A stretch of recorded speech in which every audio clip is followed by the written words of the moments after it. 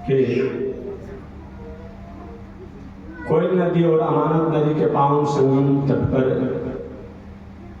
सिंगरा गांव के पावन शिव मंदिर के प्रांगण में पलामू क्षेत्र में पावन चतुर्मास व्रत महामहोत्सव में आप सब सम्मिलित हैं। चातुर्मास शब्द का अर्थ ही होता है दिन, वह 4 मास जिसमें केवल संत महात्मा ज्ञानी विद्वान सन्यासी जोगी जति अपनी दिनचर्या में भगवान का यजन पूजन जप साधना को ही प्रथम वरीयता देते हैं। चातुर्मास का मतलब केवल चातुर्मास में बैठ जाना नहीं, इस 4 महीनों में और महीनों से अधिक संत महात्मा सन्यासी जोगी विद्वान ज्ञानी अपना पूजा पाठ धर्म कर्म ईश्वर चिंतन सदशास्त्र चिंतन विशेष करें।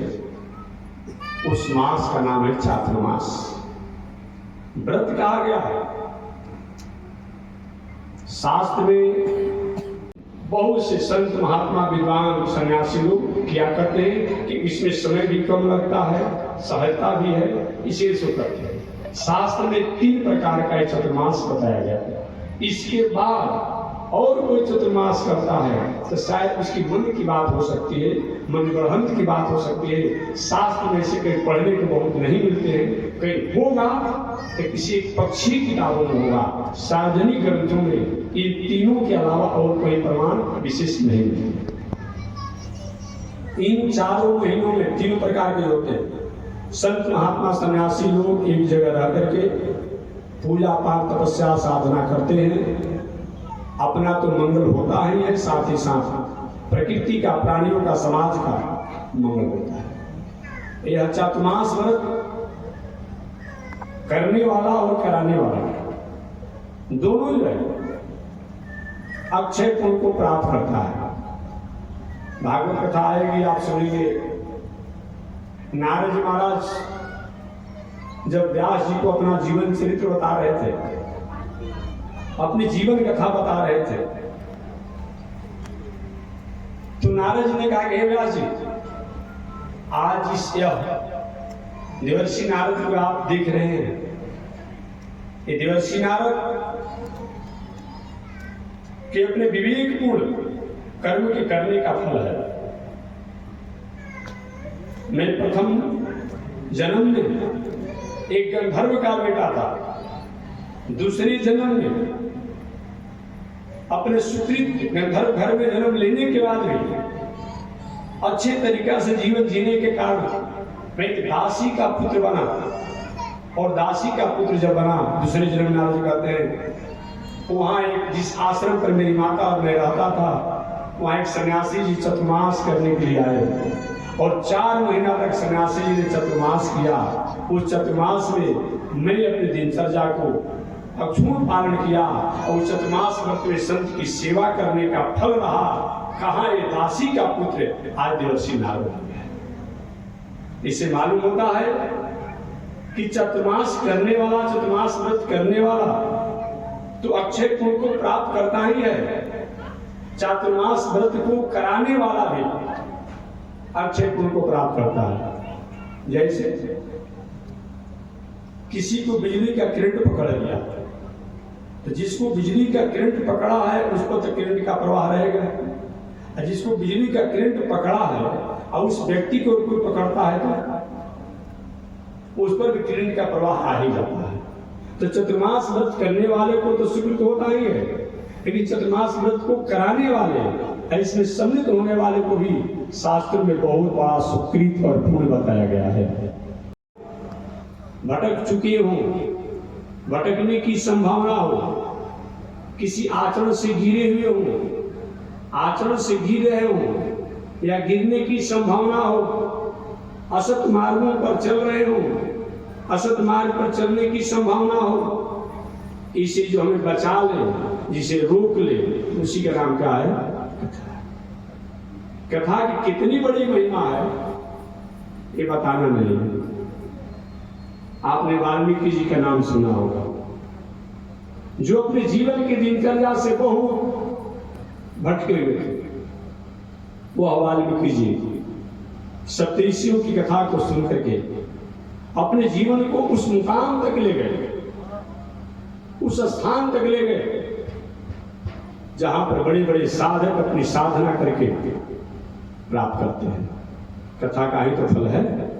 कथा काश वाल्मीकि जी नहीं सुने होते तो अपने असत मार्गों का त्याग नहीं करते, असत मार्गों का त्याग नहीं करते तो आज वाल्मीकि जी नहीं कहलाते। हमेशा मैं निवेदन करते रहता हूं, गौतम बुद्ध के जमाने में एक बहुत बड़ा अपराधी था, हिंसा करने वाला, जिसका नाम था अम्लिमाल डाका। किसी को मार करके, काट करके, छीन करके और उसके अंगुलियों को माला बना लेता था, इसीलिए उसका नाम पड़ गया अम्लिमाल डाका। गौतम बुद्ध की कथा के द्वारा उसने अपने जीवन की हिंसा को अहिंसा में साबित कर दिया। कथा का फल है। एक बात और मैं निवेदन करूंगा, जिस कार्य को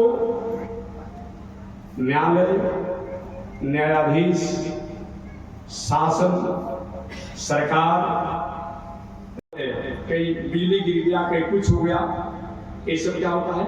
एक दैविक ताप है, दैविक कष्ट है। एक भौतिक होता है, दैविक भौतिक ताप। भौतिक ताप क्या है?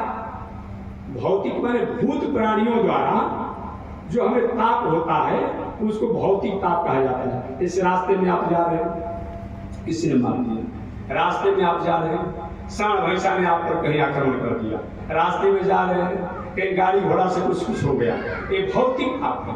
भौतिक जीवों द्वारा, ये पंचभूत द्वारा बने हुए जीवों द्वारा जब कष्ट होता है, ये भौतिक ताप है। इन तीनों प्रकार के तापों को अगर दूर करने में, उन्मूलन करने में कोई सक्षम है तो भगवान की कथा ही है।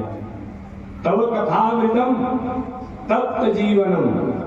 आगे गोपियां कहते मैं नहीं कहती, कवि भी युक्तम, एक कवि लोग, विद्वान लोग, ज्ञानी लोग ये बात कहा करते हैं। इसलिए कथा का मतलब क्या होता है?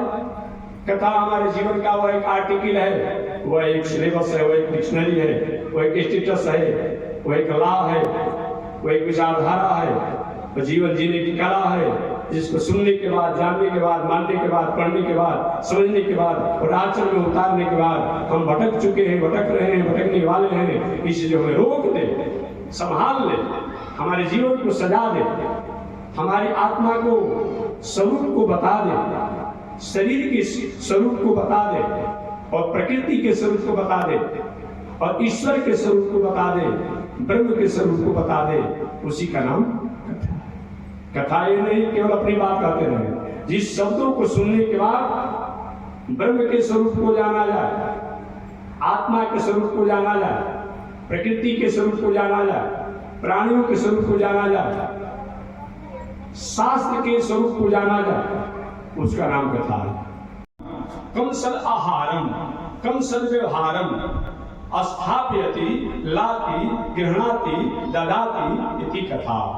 जिन शब्दों को सुनने के बाद, जिन वाक्यों को सुनने के बाद, जिन घटना को सुनने के बाद, जिन इतिहास को सुनने के बाद हमारे दिल में, दिमाग में, मन में, बुद्धि में या हमारे जीवन में सुख की, शांति की, आनंद की, ज्ञान की, प्रेम की स्थापना हो जाए, उसका नाम क्या है? कथा। इसलिए मानव जीवन में कथा सुननी चाहिए, मानव जीवन में कथा सुननी चाहिए। साधारण आप कोई किसी एक नायक द्वारा किन शब्दों को सुनते हैं तो कितना आपको आनंद होता है। एक कथा जो है ये नायक द्वारा, एक कुछ लोग कहते हैं महाराज ये सब किताबों में तो विद्वानों द्वारा अपनी बातों को बड़ी व्याख्या किया गया है, बहुत व्याख्या किया गया है, ये बात आपने कहा। तो कोई नाटक होता है, कोई ड्रामा होता है या और भी कोई पिक्चर होता है तो क्या वो वस्तु होता है क्या?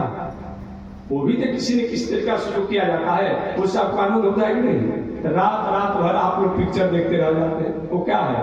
वो भी तो काल्पनिक, आप कहते काल्पनिक, वो एक काल्पनिक है। उस काल्पनिक में भी आप अपने को आनंद मानते, रात के रात दिन को दिन नहीं समझते हैं। आइए तो कथा जो है एक काल्पनिक नहीं है, ईश्वर का जो निश्चिता वेदा, वेद क्या है? श्रीमन नारायण नारायण बोलिए श्री लक्ष्मी नारायण भगवान की, भास्कर भगवान रामानुजाचार्य स्वामी जी महाराज की, ईश्वर श्री त्रिदंडी स्वामी जी महाराज की। हरि ओम। शांति शांति शांति। पूज्य गुरुदेव भगवान श्री जी स्वामी महाराज की जय। भगवान की जय। नारायण, आप कथा का समय जान ही गए। श्रीशते लक्ष्मी शवदन्यावहोरात्रि पार्श्वे नक्षत्राणि रूपमस्मिनो व्यातम् ईश्वरिघाण मोमयि घाण सर्वलोकं मयि घाण कासायं यज्ञसूत्रं शुचिवपुषि तथा चोर्गपुण्ड्रं च बाले यस्यास्ते दक्षहस्ते कलिकुमति गिरीन्द्रेन्द्र वज्रं त्रिदण्डं संसाराग्नि प्रशान्त्यै मृतजलममलं दारुपात्रं पवित्रं अमर्याद शूद्रस् चलमतिरसोयामृसोगो कृतघ्नो दुरमानि स्मर परवशो वञ्चन पर निशंसा पापेश कथमामितो दुःखजलदे तपारादुत्रीणस् तव परिचर्यं चरणयो। लक्ष्मी नारायण भगवान की जय, स्वामी जी महाराज की जय, पावन धाम की जय। शांति शांति शांति। श्री जी स्वामी महाराज की जय। सुबह में जो माताएं आपको बच्चों की तरफ देंगी किसी पूछना नहीं है, बाकी सब व्यवस्था तो ठीक है। जय श्री नारायण, जय श्री नारायण।